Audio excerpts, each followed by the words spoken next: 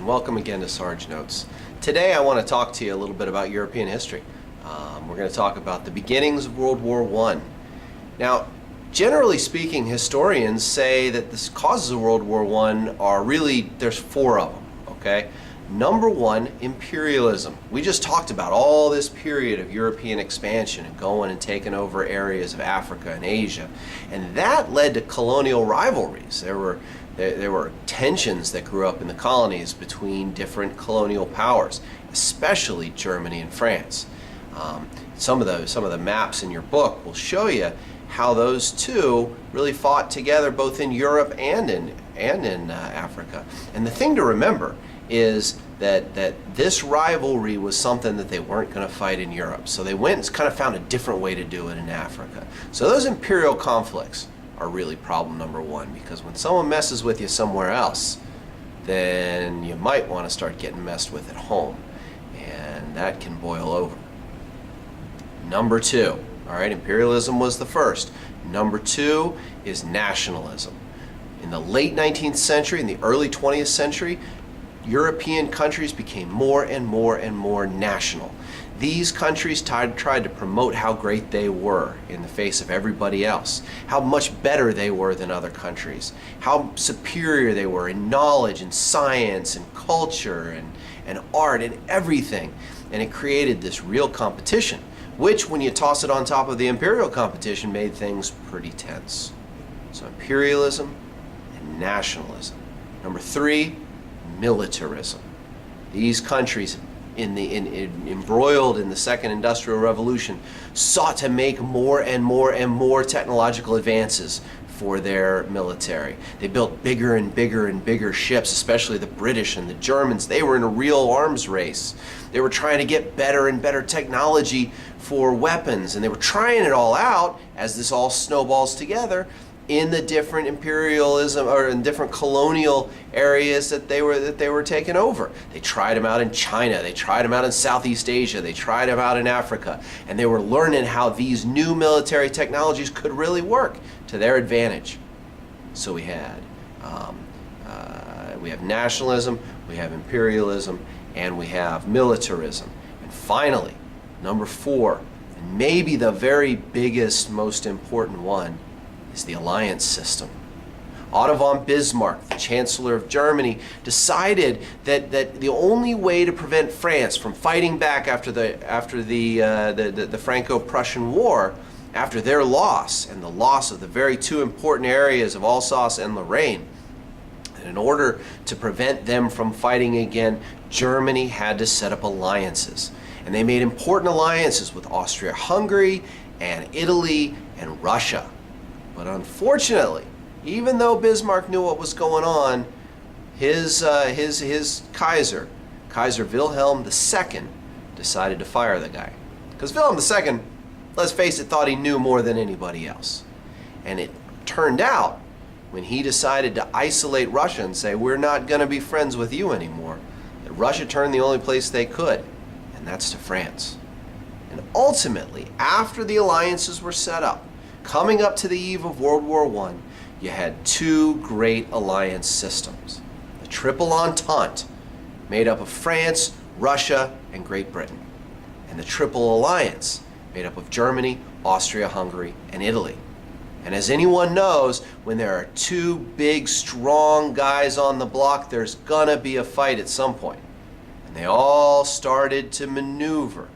But they maneuvered in Africa and Asia. They maneuvered with nationalism. They maneuvered through arms building. And eventually, when it came to 1914, they would maneuver into a great world war. And that's what we're going to talk about next.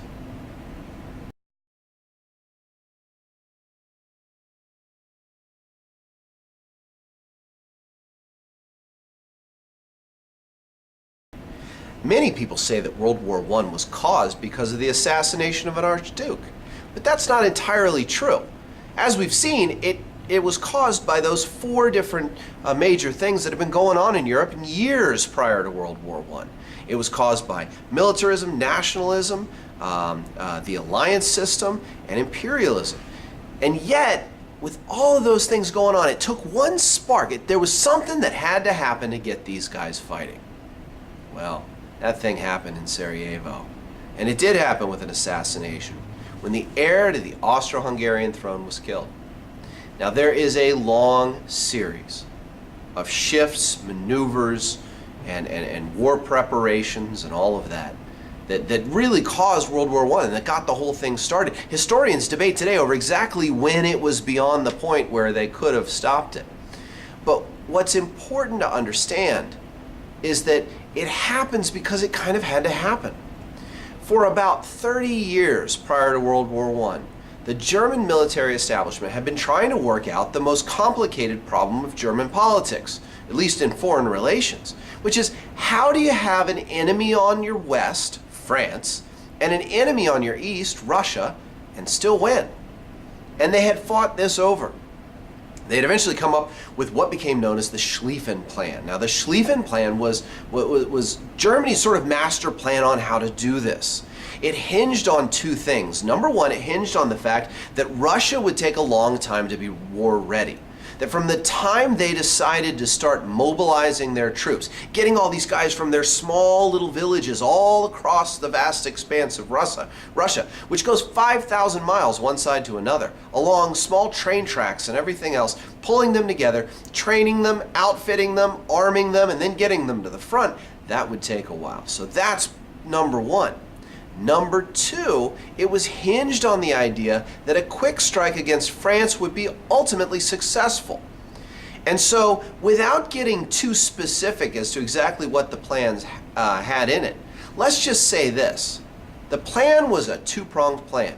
Number one, attack France, and do it before France was ready. So, take the initiative here and declare war on France. And they did that. But it hinged on them being able to take out Paris in 6 weeks. And unfortunately, they weren't able to do that. The Belgians, they had to go through Belgium in order to get to France. The Belgians held up a lot stronger than they thought. And Russia, which was part two of the plan, once we've conquered France, head over to the east and fight the war against Russia and win that, the Russians mobilized faster than they thought. And so they ultimately got stuck. And the reason they got stuck was because of technology. Technology slowed things down. And even though they made quite a move into France, they ended up getting stopped. The French sent everything they had from Paris. They used every single truck and every single, guys were riding out on bicycles to get to the front. And then they stopped. And when they stopped, they did something which was going to characterize World War I. They dug trenches, and they got into those trenches, and those armies wouldn't leave those trenches for about 4 years. Now, when we talk about World War I and AP Euro, you don't need to know a lot about the war, but you do need to know what happened to start it and to get it going. And that's basically what we have here.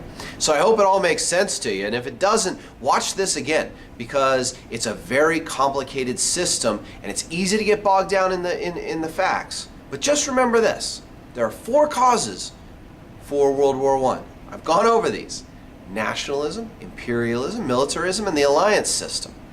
And the reason that trench warfare started was because the German war plan, which was put into effect after the assassination of the Archduke of Austria-Hungary, wasn't going to cut it and didn't ultimately succeed.